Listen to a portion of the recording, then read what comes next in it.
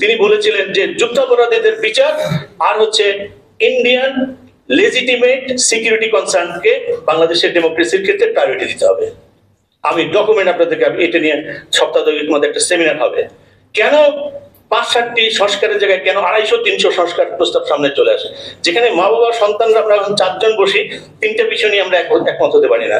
সেখানে আমাদের ২৫০-৩০০ বিষয় নিয়ে তো সংস্কারের কথা হওয়ার কথা না। এক সংস্কার আমাদেরকে ১৪ বছর দিল্লির কাছে নিয়ে গেছে, আরেক সংস্কার যদি আমাদেরকে আরো ৩০ বছরের জন্য নিয়ে যায়, জাতি কিন্তু আপনাদেরকে ক্ষমা করবে না, এটা মনে রাখবেন আপনারা সবাই।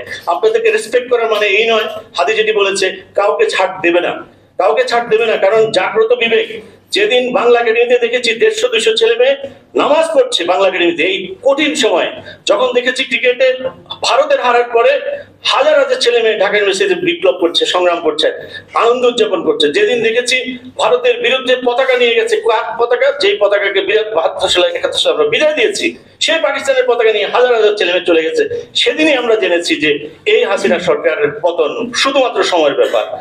আমি শেষ কথাটা, অনেকে লন্ডন নিয়ে অনেক কথা বলেন, সংগ্রামে সকল রাজনৈতিক শক্তি ভূমিকা রেখেছে এবং সকল রাজনৈতিক শক্তির প্রতিটি দিন প্রতিটি ঘন্টায় রাজনৈতিক নেতারা জানে তাদের দল পরিচালনা করতে গিয়ে তাদের কত পরিমাণ পরিশ্রম করতে। রাজনৈতিক দল কোনো গল্পের ব্যাপার না। বুদ্ধিজীবী সমাজ, বিশ্বাস করুন, 2 কলম ফেসবুকে লিখে এখন এখানে এসে সিভিল সমাজের নেতা হয়ে বসে আছে। আপনি বিশ্বাস করবেন, জার্মানির কথা রায়হান যেটি বলেছে, লন্ডনে যেটি বলেছে, সেখানে এই বুদ্ধিজীবীদের অনেকে যোগ দেওয়ার কথা ছিল। 4 বুদ্ধিজীবী এখন বড় বড় কথা বলেন। সেই বার্লিন সমাবেশে আসার কথা ছিল, 3 দিন আগে থেকে উইকেট পতন শুরু হলো। সকালবেলা যখন ইন্ডিয়ান এমবাসির সামনে গিয়ে দাঁড়ালাম, তখন দেখি যে লাস্ট এটা পেলাম যে উনি একটু জরুরি সমস্যা হয়ে গেছে একাডেমি। এই হচ্ছে বাংলাদেশের বুদ্ধিজীবী সমাজের অবস্থা। 53 বছরে 53 জন ন্যাশনাল আইকনকে পাবেন, তারা ভুয়া সংবিধানকে পৃথিবীর ইতিহাসের সর্বোত্তম সংবিধান বলে সার্টিফিকেট দিয়েছে। নামগুলো দেখে নেন, তারপরে পাবেন। এই সংবিধানে ক্রিমিনাল জাস্টিস সিস্টেমের কোনো কিছু অ্যাড্রেস করা হয় নাই।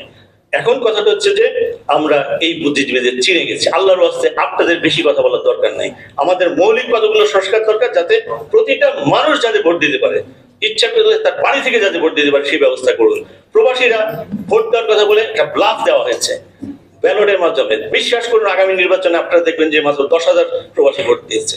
কারণ তাদেরকে বারবার, গত 4 বার আমি এসে নির্বাচন কমিশনকে বলেছি, নির্বাচন কমিশনের সংস্কার কমিশনের প্রধান, ওনারা সবাই positive, very gentleman, but expired, all are expired. I am sorry, but election কমিশনের একজন মেম্বার প্রফেসর সাদেক আমি দেখেছি জুলাই স্পিরিটকে ধারণ করেন। তিনি শুধু বিদেশে নন, দেশেও ভোট কেন্দ্রের পাশাপাশি অল্টারনেটিভ ভোট সিস্টেম চালু করতে চান, যাতে আপনি আপনার কাজের জায়গা থেকে ভোট দিতে পারেন। এই প্রোগ্রেস আমাদের এই জেনারেশন ওখানে চলে গেছে, আর ওনারা রয়ে গেছে কিভাবে এটাকে কাটেল করা যায়। যাদের এনআইডি নাই, যাদের ভোটার নাই, বিশেষ করে 60-70% ভোটারের বিদেশে যারা থাকে, তাদের কোনো ভোটার ভোটিং রাইট নেই। আপনি কিসের ব্যালটের কথা বলছেন?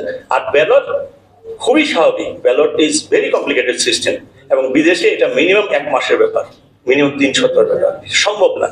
এবং এর মধ্যে আবার ল্যাপস হয়। ইউজুয়ালি ইন্টারন্যাশনাল রেটিং হচ্ছে 23%। আমাদের একজন কমিশনার বলে দিয়েছেন যে এটা 50% বেশি হতে পারে। তার মানে 8-10 হাজার হবে, তার মানে 2-3 হাজার ভোট কাউন্ট হবে। এইসব নাটক করার দরকার নাই। যে নাটক কম করে বলছে না, এইসব এক্সপায়ার জিনিসকে বাদ দেন। ইউনুস স্যারের সঙ্গে 5ই আগস্টে 4 মাস আগে 24শে মার্চ 9 রোজার দিন একটা কথা বলে আমি শেষ করি।